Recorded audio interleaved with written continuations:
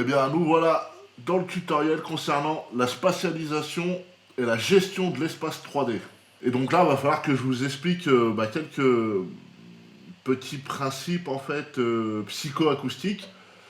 Bon, dans le premier tutoriel que j'ai mis sur ma chaîne YouTube, ça m'avait l'air un peu complexe pour les gens. J'ai eu pas mal de retours de personnes qui me disaient qu'ils avaient du mal à saisir. Donc j'ai simplifié les choses et fait des petits graphismes pour mieux vous expliquer tout ça. Donc voilà le problème en fait que beaucoup de gens ont, c'est que la musique, elle semble coller aux enceintes et c'est vrai que c'est pas terrible et c'est vraiment tout ce qui va différencier en fait la musique professionnelle de la musique semi-pro ou amateur. C'est vraiment cette gestion de la psychoacoustique, la manière de créer un univers en fait au sein d'une musique quoi. Et donc le but en fait, ça va être d'arriver à ça, sculpter en fait vraiment un univers 3D dans votre production musicale. Et donc pour ce faire, on va devoir jouer avec les reverbs. Donc observez bien et je vais vous expliquer le principe déjà avant de commencer à l'appliquer sur l'audio. Je vais déjà vous expliquer le principe physique en fait. Pour simplifier les choses, en fait, toutes les reverbs, elles ont un pré-délai. Et donc, il faut comprendre à quoi sert le pré-délai dans les reverbs. Il va servir à définir la distance à laquelle l'auditeur va percevoir le son. Donc, comme vous pouvez voir là sur mon petit graphisme, avec un pré-délai de 250, on a la sensation d'être vraiment proche, quoi, du son. Voilà, avec un pré-délai de 125, eh ben, on va reculer le son. Un pré-délai de 75, on recule encore. Et un pré-délai de 0 équivaudra à la fin de notre scène, enfin la position la plus arrière de notre scène. C'est bien beau tout ça, mais vous allez me dire, mais il va falloir 150 reverbs pour placer tous nos éléments. Bah non, du tout, en fait, parce que à partir de 4 positions de reverb, avec 4 pré-délais différents de régler, déjà il faut que la reverb que vous choisissez corresponde à l'univers de votre musique, et après, il va falloir tourner, en fait, sur la même reverb. Parce que si vous mettez une reverb de l'espace pour définir le fond, plus une reverb de cathédrale pour définir l'avant, plus une reverb de gare routière pour définir le centre de votre scène, l'auditeur va rien comprendre et va être complètement perdu dans votre production. Donc le but, ça va être de trouver déjà une reverb qui colle à toute votre musique. Et après, sur cette même reverb, vous allez la dupliquer 3 ou 4 fois, ou 5 fois, ou 6 fois pour les plus ouf, avec des valeurs pré-délai différentes, qui vont vous permettre de donner plusieurs points de position spatiale à chaque élément que vous allez faire entrer dans les reverbs. Et donc là, comme vous voyez, sur le petit plan, j'ai mis les entrées de bus reverb pour le piano à -8. Ce qui veut dire qu'en fait, il aura une position plus reculée que l'entrée de reverb à -28 que la guitare qui elle sera plus devant le piano. Mais bien sûr, la reverb, elle, qui a un pré-délai de 250 millisecondes, elle, avec une entrée bus reverb de -16 sur le chant, comme vous voyez le petit micro là que j'ai mis qui représente le chanteur, eh bien, avec une entrée bus à -16 et une reverb de 250, on sera forcément en avant par rapport à la reverb qui a un pré-délai de 125 et une entrée bus reverb de -28. Donc en fait, il va falloir vraiment jouer avec votre espace 3D et donc les entrées de bus vont vous permettre en fait de définir des crans par rapport à la position de vos reverbs. Mais voilà, tout ça c'est la théorie et là on va passer à la pratique, donc sur le projet sur lequel on était en train de travailler pour mettre tout ça en phase. Alors comme d'hab, je vais remuter toutes les pistes, hein. Donc ce qu'on va faire, c'est qu'on va travailler à la fois spatialisation, donc les côtés gauche et droite, avec en même temps la spatialisation de la reverb. Alors pour ce faire, je vais avoir besoin de créer des auxiliaires sur mon projet, et de montrer les projets, donc voilà. Si vous avez suivi mes tutoriels sur ma chaîne YouTube, et j'espère que c'est bien le cas, parce que sinon vous allez être complètement paumé, je vais créer donc plusieurs auxiliaires, et vous allez comprendre un peu tout ce qui va être fait pour sculpter donc cet univers 3D à cette musique. Par la magie du numérique, tada, la template est assemblée. Bon, en fait, ça vient de me prendre 2-3 minutes. Mais du coup, donc voilà, donc j'ai un auxiliaire qui récupère la drum, un auxiliaire qui va me servir pour la parallèle compression de la drum, un auxiliaire qui récupère les instruments et la voix, nos 4 bus de reverb qui vont me servir à avoir 4 positions de reverb, un délai qui me servira pour inverser les gauches et droites des éléments extrême gauche et extrême droite, un stem qui récupère bien sûr tous les stems, et un stem sur lequel je vais appliquer mon mastering. D'ailleurs, je vais tout de suite venir placer en fait sur mon stem qui va récupérer le mastering ce que j'appelle un prémix d'Eculo et high pass. Voilà, donc vous allez voir, c'est rien de bien sorcier en fait. C'est un Cambridge qui vient filtrer ici les hautes fréquences, voilà, pour couper les hautes fréquences, que ça ne parte pas plus haut que les fréquences dont on a besoin. Et bien sûr, un filtre coupe bas qui est armé à 50 avec une Nive. Donc là, moi j'utilise mes plugins UAD, mais comme je vous avais montré dans les autres tutos, vous pouvez faire ça avec des plugins de chez Wave. Voilà. Donc comme ça, j'ai mon filtre, le fameux filtre dont je vous parlais dans les deux autres tutoriels, qui vont filtrer en fait mes basses et toutes les hautes fréquences, et donc ça évite de multiplier les points de filtre et les écus sur le projet, ce qui va vous faire économiser grandement de la ressource, bien sûr. Donc on va partir sur le kick. Alors déjà, concernant la stéréo du kick, en général, c'est bien de les centrer. Depuis la version 10 de Ableton, on peut sélectionner le mode de panoramique stéréo séparé. Donc ce qui amène Ableton à avoir le même comportement que des logiciels tels que Pro Tools. Donc voilà, là je vais mettre 0 et 0 parce qu'en général, l'armature du son, le kick, c'est quand même bien qu'il soit au centre. Hein. Bon après, évidemment, c'est une question de goût et couleur. Hein. On peut avoir des kicks stéréo. Enfin là, chacun trouvera midi à sa porte. Je sais pas si ça se dit ça. Mais bon. Et du coup, donc voilà, mon kick est centré. Et puis bah du coup, on va écouter ce kick en centré, voir ce que ça donne.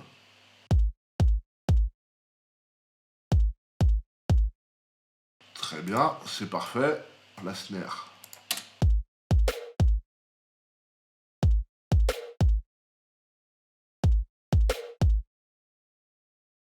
Bon déjà, la snare me tique un peu parce qu'elle est légèrement panoramisée sur la gauche. Donc ce que je vais faire, c'est que je vais récupérer mon pass analyseur qui est ici, voilà.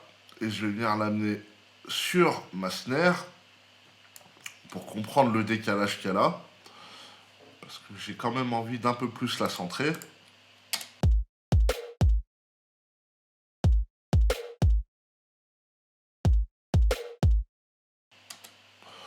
Bon, c'est léger, mais ça paye pas de mine. Un petit S1, toujours aussi pratique pour gérer la stéréo. Voilà.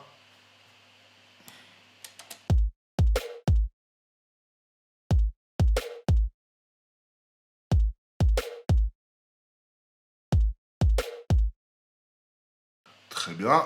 La deuxième snare.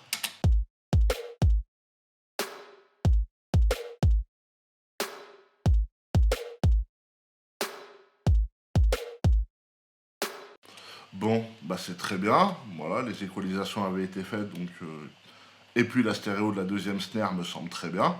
Je vais tout de suite rentrer la finger basse.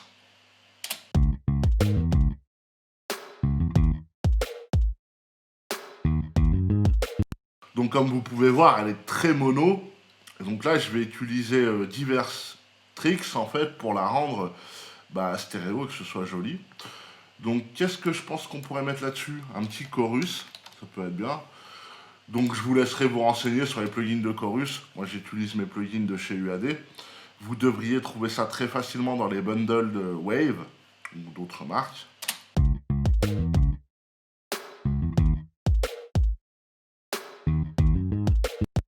Voilà, qui est très bien avec le chorus. Mais par contre, je trouve que les fréquences graves, en fait, là, sur la basse, en général, tout élément de basse que vous allez rendre stéréophonique, en général, c'est bien d'avoir les harmoniques aiguës qui ressortent en stéréo, mais la partie basse, c'est bien de la réduire, et du coup, il n'y a rien de mieux que l'utilisation d'équaliseurs en mid-side. Je vais aller chercher dans mes tweets, parce qu'en fait, les tweets sont aussi disponibles en mid-side, donc mes répliques de Nive, ce qui va nous permettre d'atténuer en fait la stéréo d'une fréquence choisie précise avec la couleur Nive. Voilà, donc je réduis le côté side à 220 Hz.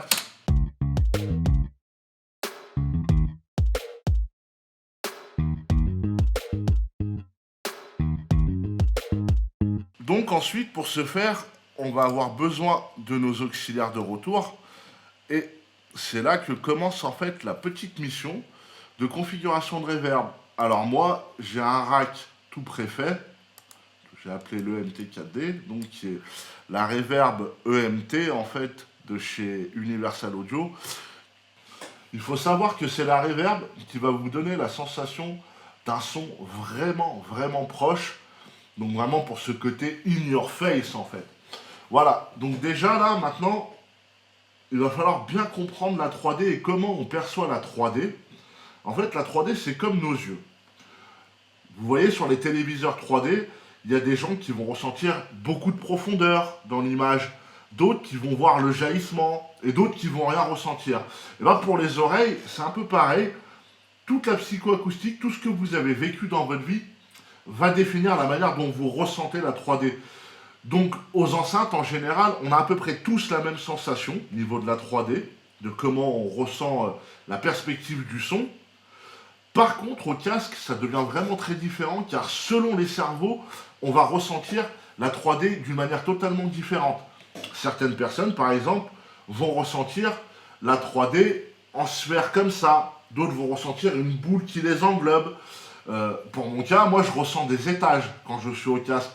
Je ressens très légèrement une petite 3D devant moi, mais en fait, les éléments qui sont proches, je les entends plus haut, et les éléments qui sont reculés dans la scène, je les entends plus bas. Donc, ce qui fait que moi, quand j'écoute au casque, j'ai cette sensation-là de 3D. Et donc là, c'est avec divers tests que j'ai pu faire sur mes amis et collègues musiciens, où j'ai compris qu'en fait, au casque, on avait tous une perception vraiment différente, en fait, de la 3D, quoi. Et c'est pour ça que je vais vous recommander vraiment de faire ce tutoriel sur vos enceintes de monitoring, parce que vous allez vraiment bien discerner, on sera tous d'accord sur la chose, parce que je pense qu'il y a très peu d'ingénieurs du son qui sont capables de travailler au casque et de comprendre en fait comment ils ressentent la 3D du casque. Donc revenons-en à nos EMT. Donc comme vous pouvez voir, bim bam boum, sur mes EMT, donc la EMT up front, eh ben, j'ai un equalizer qui sculpte les graves, qui les réduit, qui descend un peu les médiums et qui augmente les aigus. Sur la deuxième reverb, la front, eh ben, là, donc on a la même réduction de graves, mais par contre, vous voyez, j'ai un peu moins d'aigus. Voilà. Sur la center, celle qui va représenter mon élément du centre, j'ai encore moins d'aigus. Et cette fois-ci, j'ai même un S1 en fait qui me réduit la stéréo, vous voyez, pour donner en fait cette sensation de profondeur, parce que comme tout plan 3D, en fait, ce qui est devant est large, et plus on regarde au fond, plus les chevauchements se rapprochent. Comme on dit, vous savez, les deux lignes perpendiculaires à l'infini se rejoignent. Donc voilà. Donc nous avons voilà, un S1. Et évidemment, sur la dernière reverb, que j'appelle la reverb rear, celle de l'arrière, j'ai encore moins d'aigus. Et j'ai un S1 en fait qui est encore plus serré. Donc voilà, regardez bien le petit plan des equalizers, ça vous sera très pratique pour gérer vos reverbs, parce que je me doute que vous allez tous se sculpter un peu de la même manière pour créer vos scènes, hein, ce qui est logique. Voilà, donc évidemment pas d'affolage. Donc comme je vous le disais sur mon petit dessin de la 3D, vous voyez, reverb pré-délai à 250 pour l'élément le plus proche. Et si là on regarde la EMT, en fait, elle a un pré-délai ici, là, qui est à 250. Vous voyez, si je regarde l'EMT qui représente la définition du front, elle n'est plus à 250, mais un peu en arrière. Et si on regarde la reverb center, vous voyez, son pré-délai est encore écarté. Donc c'est comme ça qu'on va créer notre sensation de 3D et qu'on va éviter cette sensation de musique collée aux enceintes. Parce que la musique collée aux enceintes, ça fait pas très pro en fait, hein. Je vous le dis direct. Voilà quoi. Bref, revenons-en à nos moutons. Donc comme vous avez pu constater, voilà les pré-délais et l'entrée de bus reverb, là je vais y venir et je vais vous expliquer ça. Alors déjà, je vais devoir répartir ma reverb. Hop, je vais la dégrouper. Donc pour tous ceux qui veulent travailler avec des plates, hein, sachez qu'il y a les Valhalla reverb qui sont vraiment superbes, quoi. Ils ont la plate et tout. Bon, je la trouve légèrement moins précise en fait que la reverb de chez Universal Audio. Après, vous pouvez très bien travailler avec les reverbs de live. L'important, ça va être vraiment de choisir en fait un univers 3D, une première reverb, et dupliquer cette reverb avec des valeurs de pré-délai différentes, hein. Vraiment, j'insiste sur ça, parce que le but, c'est de créer un espace cohérent à votre musique pour que l'auditeur se sente englobé en fait dans une pièce ou un espace précis, quoi. Donc toutes mes reverbs sont réparties. Comme vous voyez, reverb D, reverb C, reverb B, reverb A. Voilà, je les ai toutes réparties. Donc on va pouvoir commencer à envoyer le son. Donc déjà, en général, il faut savoir que la reverb à 250 millisecondes de prédélai, moi je vais la prédestiner aux voix. Évidemment, chacun, vous allez trouver la couleur qui vous arrange et la manière dont vous aimez sentir les choses. Vous pourriez très bien aimer sentir que la voix est légèrement derrière la basse. Ou... ça va être à vous de faire votre schmilblick et de comprendre où vous voulez aller avec cette technique que je vous montre pour la création d'un espace 3D. Mais moi, dans mon cas, j'aime bien que la reverb à 250 millisecondes soit destinée à la voix pour vraiment donner ce côté in your face à la vocale de votre musique, quoi. Après, évidemment, on peut y rentrer quelques éléments par alternance et tout. Donc, la A, déjà, je vais rien rentrer dedans. Alors déjà, pour bien définir la reverb, le truc, c'est bien d'avoir calé les prédélais. Vous pouvez les régler avec le tableau des tempos. Moi, sur la EMT de chez Universal Audio, j'ai pas de réglage précis. Donc, je tourne le curseur, mais toujours tout est synchronisé. Mais ce qu'il va falloir faire, c'est la régler comme vous voulez que ça sonne. Et le meilleur réglage que vous puissiez faire, c'est d'avoir votre snare en solo et de la mettre à fond dans les envois de reverb pour comprendre comment elle rebondit et choisir le rebond qui va vous plaire le plus dans le son pour définir votre espace 3D. Donc la reverb A, de toute façon, elle est à fond, donc j'ai pas besoin de rentrer dedans. Donc vous voyez, mon auxiliaire, c'est le E, le premier, donc je vais rentrer à fond dedans, je vais muter la basse, voilà, et on va écouter que la snare.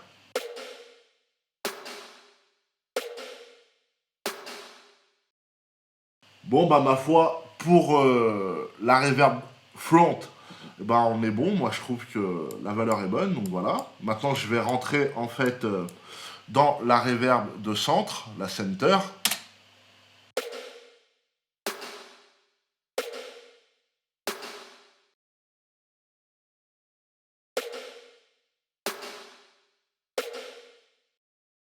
Voilà, vous voyez, c'est subtil.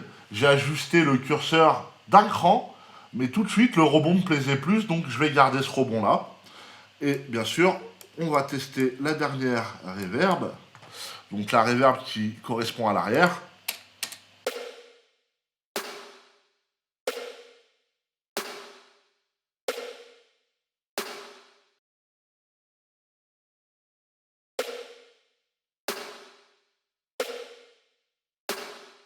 Voilà, pareil, je viens de descendre d'un cran et vous voyez, moi ça me plaît plus le rebond, donc je vais rester sur cette valeur.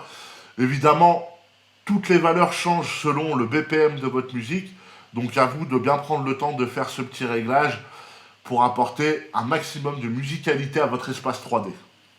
Alors ensuite, pour comprendre comment la reverb va être placée au niveau de sa profondeur, l'important va être de discerner un minimum votre son de reverb. Ce qui veut dire que par exemple, si vous rentrez à moins 40 sur la reverb, voilà, vous voyez en bas sur live, on voit le degré. Moi, je vais même, hop, réduire la piste pour voir. Donc là, je suis à moins 40. Comme vous constatez, on n'entend absolument pas la reverb.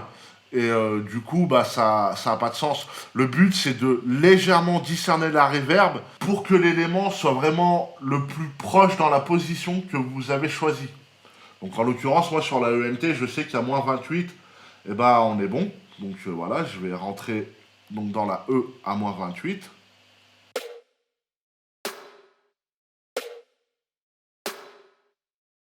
C'est très léger, mais là, ça va être parfait. On la discerne légèrement, ce qui veut dire que quand il va y avoir l'ensemble des sons entre eux, elle va prendre naturellement sa position dans l'espace et ça donnera un côté proche. Donc en général, voilà, j'aime bien moi que ma drum, vraiment le kick, la snare et la basse principale soient toutes dans la même position. Donc moins 28, moins 28. Voilà, la finger basse, on va la mettre à moins 28.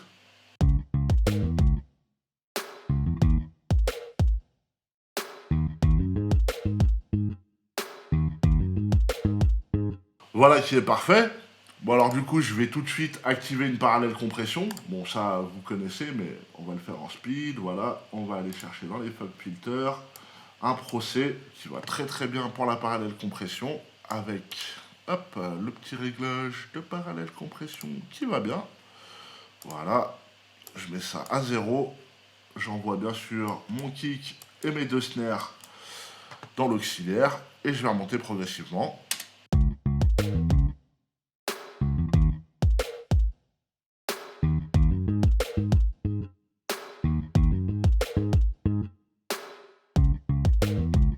Donc ensuite, on va rentrer le sub.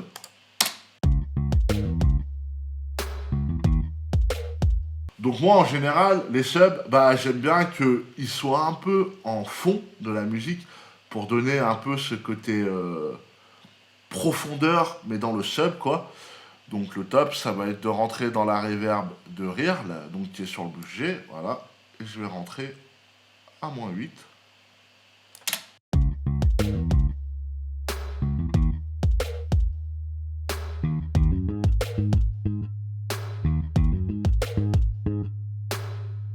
Ensuite, on va rentrer la basse harpe.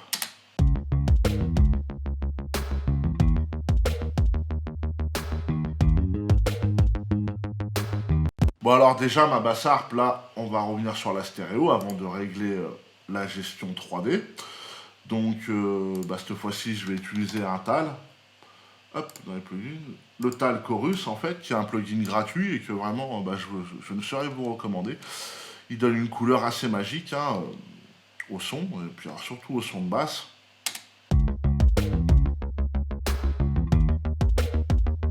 Évidemment, même technique que pour la finger bass, je vais dupliquer mon equalizer mid-side pour réduire en fait les fréquences graves sur le côté, qu'on garde que les harmoniques médium et aigus du son.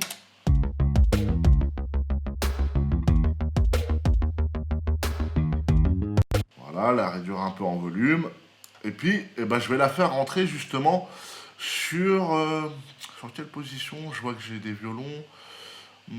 On va la mettre sur la center, mais plus loin que la bass finger, en fait. Voilà, je vais la mettre à -20.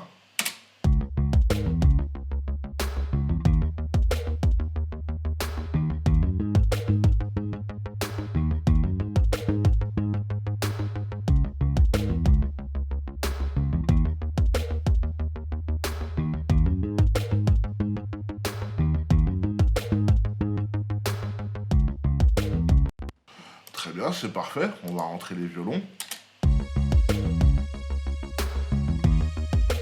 Ah oui, évidemment, pour cette technique de réverbération, vous devez absolument de désactiver les réverbes de tous vos VST. Hein. Sinon, ça va foutre un bordel et vous n'arriverez pas à la création d'un espace 3D. Hein. Ou alors un espace 3D chelou. Ici, c'est l'espace, ici, c'est la forêt, ici, c'est une cabine téléphonique. Bref, ça n'a aucun sens. Vous l'aurez compris, le but, c'est de rendre l'espace cohérent.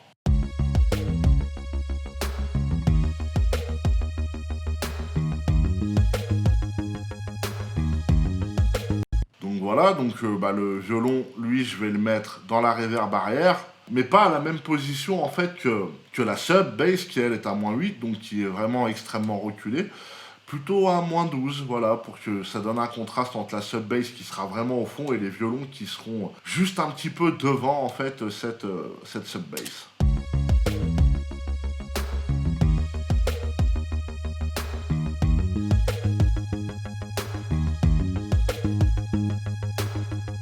On va rentrer le groupe de pluck.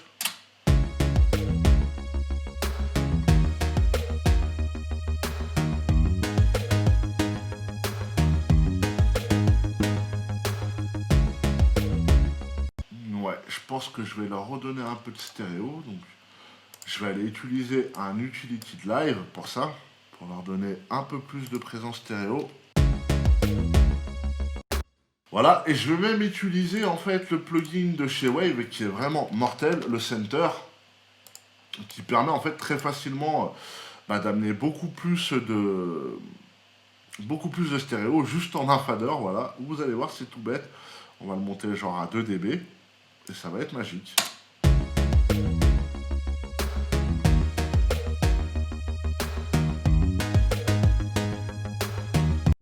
Et donc, bah, cette plug, elle, je vais la faire partir dans la reverb.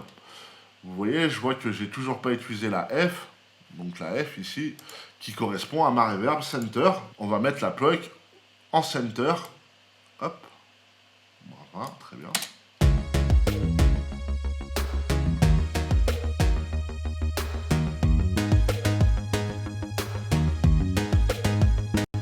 Peut-être maintenant un peu trop forcé sur la stéréo avec le center, donc peut-être plus 102.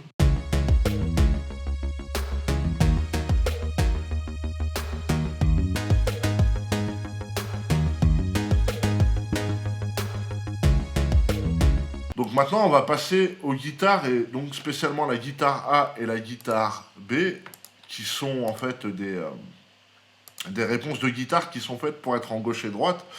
Donc ce que je vais faire, c'est que pareil que sur le kick, je vais activer le sélection de mode de panoramique stéréo séparé, et je vais en mettre une 100% à gauche et une 100% à droite, tout simplement.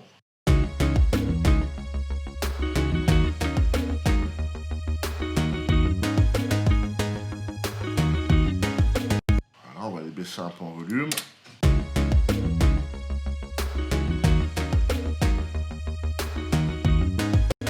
Et c'est là maintenant qu'on va faire la technique des délais inversés.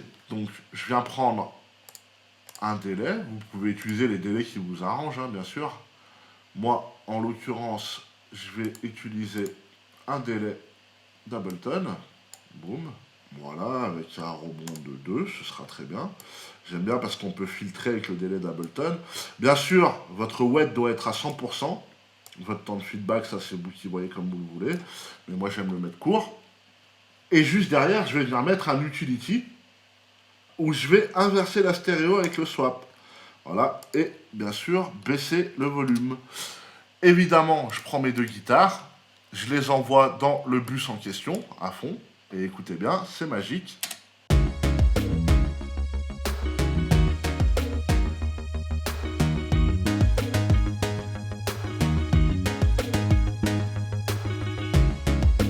Bah, c'est une petite technique toute bête, mais vraiment qui a fait ses preuves dans des milliers de productions.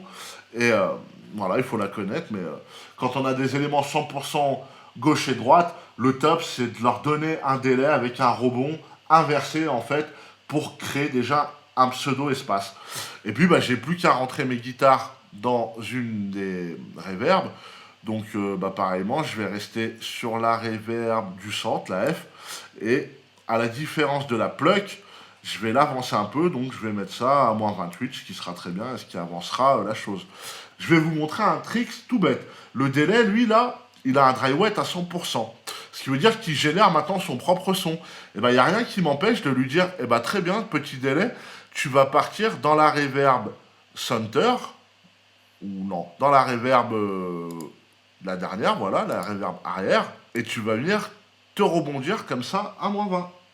Hop, voilà. Vous voyez, là, je l'ai réglé à moins 20.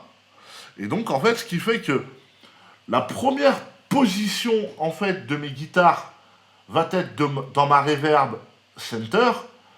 Mais, en fait, le rebond du délai, lui, sera plus en arrière. Ce qui va donner un côté spatial vraiment intéressant. Et puis, bah, écoutez, hein.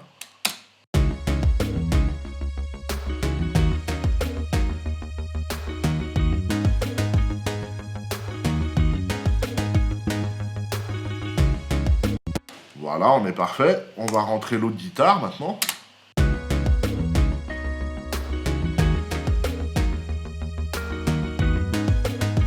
Bon, bah l'autre guitare, je vais lui donner exactement la même position que mes deux autres guitares pour que ça fasse un ensemble. Bon, il n'y en a pas devant. Bon, allez, si, on pourrait dire un peu plus devant. Mais donc, si je voudrais faire ça, ou un peu plus en arrière, mais ce serait peut-être plus logique, vous voyez. C'est marrant à la création d'espace 3D, les possibilités qu'on a.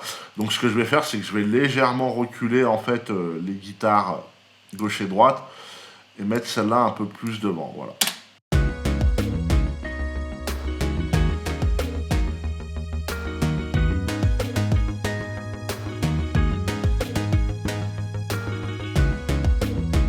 Ensuite, nos brasses.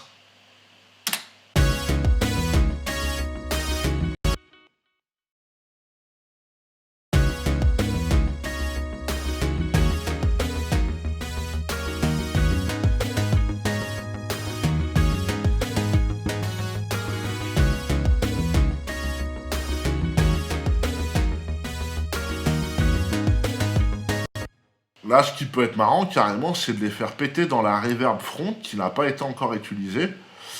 Donc évidemment, je vais leur mettre une valeur assez arrière parce que je sais déjà quelle valeur je vais mettre pour ma voix.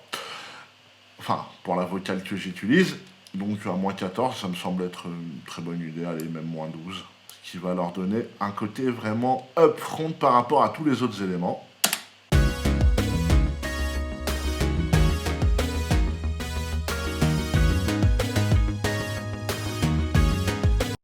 Peut-être un petit peu trop de reverb.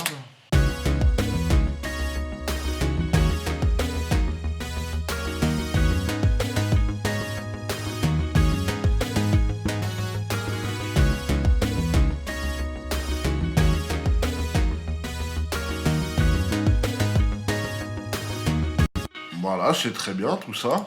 Donc là déjà mes brasses, bah, évidemment, avaient déjà les LR à 100% pour les réponses gauche et droite. On va attaquer le piano, le placement du piano.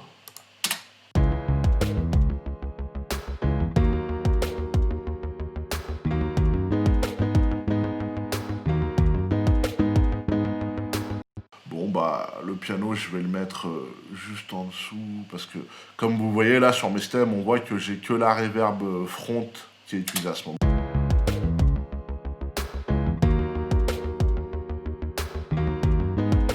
Donc on va mettre ce piano dans la reverb center, voilà, à moins 20, vu que j'ai aucun autre élément de façon à cet endroit-là.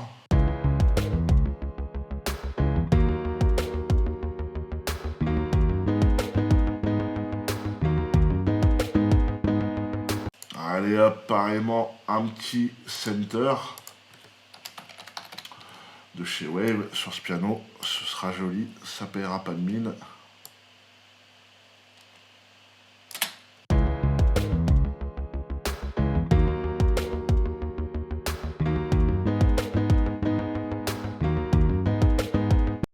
Peut-être un petit peu exagéré sur le center.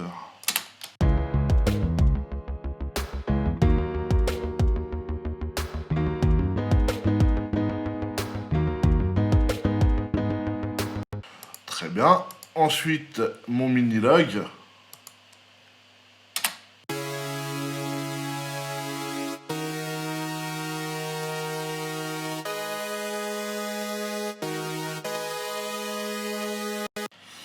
Alors, il va avoir besoin de stéréo, donc directement un tal chorus. Hein. Hop. Oui, parce que mon petit mini-log, il est mono. C'est un monologue. Non, c'est un mini-log, mais c'est mono. Donc voilà, un petit tal qui sera pas mal.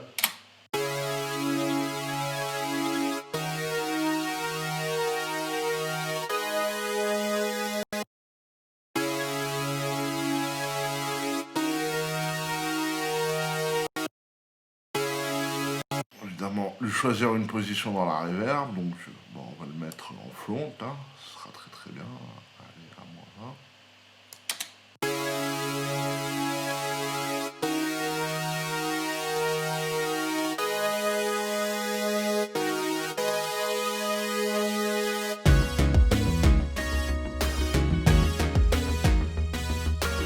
Bon, on va rentrer les charlets. Comme je vous dis, moi j'aime toujours rentrer les charlets en dernier parce que c'est vraiment des éléments qui gênent pas en fait pour le mixage et qu'on n'a pas trop besoin de se questionner en vue des fréquences où ils tapent. Et puis, bah, je vais les mettre en front, mais eux, je vais plus les mettre genre allez, 1-24. Ouais. 1-24, ça peut être très bien.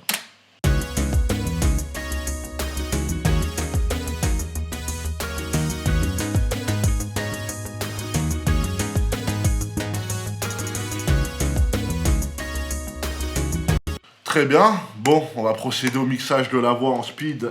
Donc, logiciel ultime. Et je pèse mes mots. Vraiment très très bon logiciel pour travailler vos voix. Le vocal finaliseur, en fait, qui est vraiment... c'est vraiment... Putain, il est puissant, quoi, vraiment. Donc, je vais désactiver la reverb, parce qu'on veut notre propre reverb. Le délai, pourquoi pas. Le doubleur, le DSR, voilà. Ven, quédate que quiero intentarlo, baby, nah, El corazón va latiendo por ti más fuerte, nah, Ven, quédate que quiero intentarlo, baby, nah, Baby, nah, Voilà.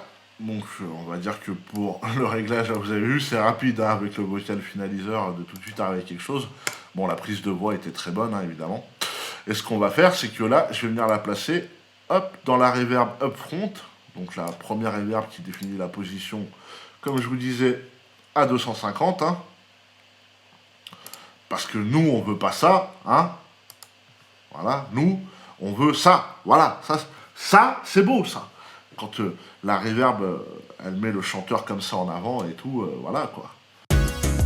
Ven, quédate que quiero intentarlo, baby, na, El corazón va latiendo por ti más fuerte, na, Ven, quédate que quiero intentarlo, baby, na, Baby, na,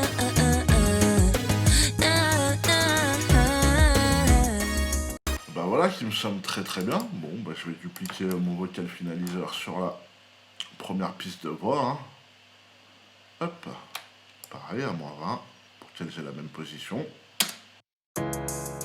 Intenté descifrar el porqué ya no estás. Duele más entender que te vas sin volver.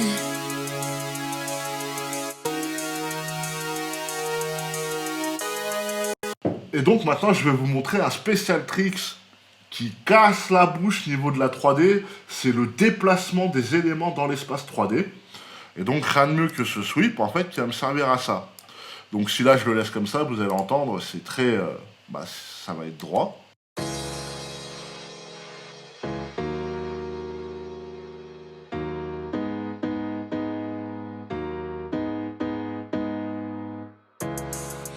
Intenté descifrar el porqué ya no estás.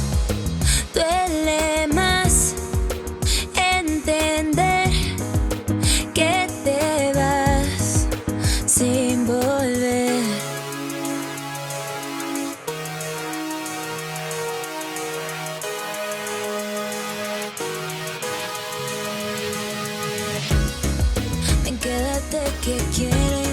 Hop, on va baisser un peu la mini-log hein, qui était un peu forte. Voilà, -3. Et donc le trick, en fait, il va être tout con, ça va être de faire déplacer en fait votre reverb intelligemment en fait. Donc, vous voyez, j'ai la reverb donc front et la reverb arrière. Donc disons que je veux que ma crash là, elle soit vraiment en front. Donc je vais la mettre par exemple à -26. Voilà. Et ici, je vais faire s'alterner les positions en fait. Hop, et là vous voyez, c'est la reverb arrière qui va prendre le relais. Donc ce qui fait qu'en fait toute la partie du sweep un peu FX va passer à l'arrière. Et de là voilà, jusqu'à là ça reste bien en arrière. Et là ça remonte dans la position. Et boum, ici on repart à -26. Hop. Bah, ce qui va donner en fait un petit côté magique et de déplacement à votre sweep. Alors évidemment cette technique, il faut imaginer que vous pouvez l'appliquer à beaucoup de sons en fait. Vous pouvez faire que des synthés ils avancent comme ça, que d'autres éléments ils reculent. Enfin, il y a beaucoup de possibilités, ça va être à vous de triper. Mais je peux vous assurer qu'il y a vraiment moyen de s'éclater quoi avec ces techniques. Et donc maintenant, écoutez la différence, hein, vous allez voir.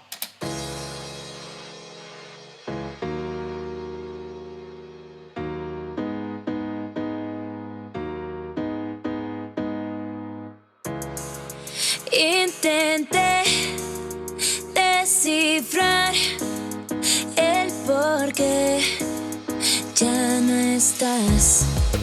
Duele más entender que te vas sin volver.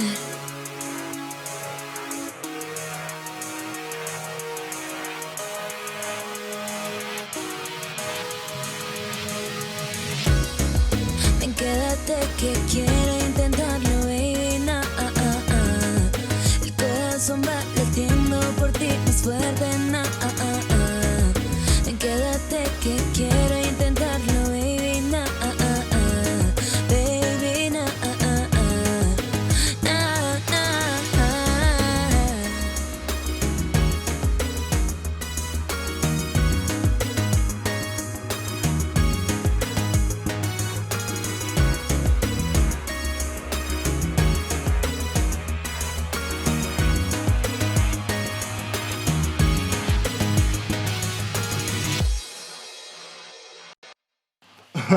Voilà, c'est magique. Donc là, je vais vous faire un comparatif de avant-après, avec les reverbs de désactivés, et puis avec les reverbs d'activés, vous allez voir, c'est flagrant la différence. Et voilà, donc je viens de charger le son avec la reverb off, hein, parce que ça ira plus vite que de démuter les boutons. Donc voilà, quand on l'écoute sans reverb.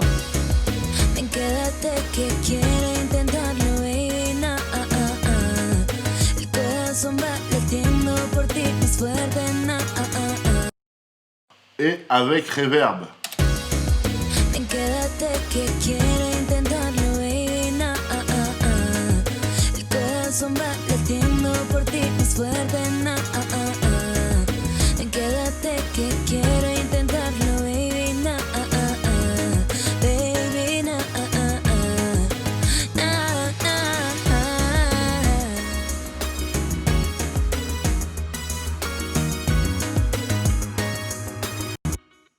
Bref, vous l'aurez compris, la gestion de la 3D dans la musique, c'est la base. Voilà, et bah ce tutoriel se termine là. Je vous retrouve au prochain tutoriel, et là on va attaquer un sujet qui va en botter plus d'un, c'est le mastering, et oui. Car après avoir fait toute cette mise en forme, maintenant il faut faire péter les watts. Bon, je vous dis à tout de suite. Et puis bah j'espère que vous kiffez là ce que vous êtes en train d'apprendre, parce que moi ça m'envoie du kiff de vous transmettre ça.